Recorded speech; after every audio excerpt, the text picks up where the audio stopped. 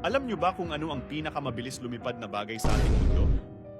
Na kaya kang abutan sa loob ng wala pang isang segundo. At meron din itong kakaibang tunog. Sa mundong puno ng hiwaga at kagilagilalas ng mga nilalang, may isang nilalang na matagal na nating nakikita.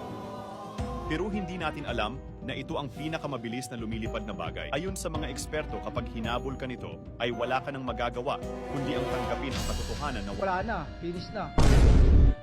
sa bilis na umaabot hanggang 389 kilometro bawat oras, wala pang ibang bagay ang nakakapantay sa kanya. Sa buong mundo, kinikilala ang kahusayan at bilis nito, isang tunay na himala ng kalikasan na dapat nating ipagmalaki. At ito na nga, ipapakilala ko na ang bagay na ito. Ito na siya, ha! Kanina ka! Kanina pa kita inuutusan dyan! Puro ka na lang yung Sa bandang huli, stainless na planggana lang pala ang bagay na ito. Pero legit ang bilis.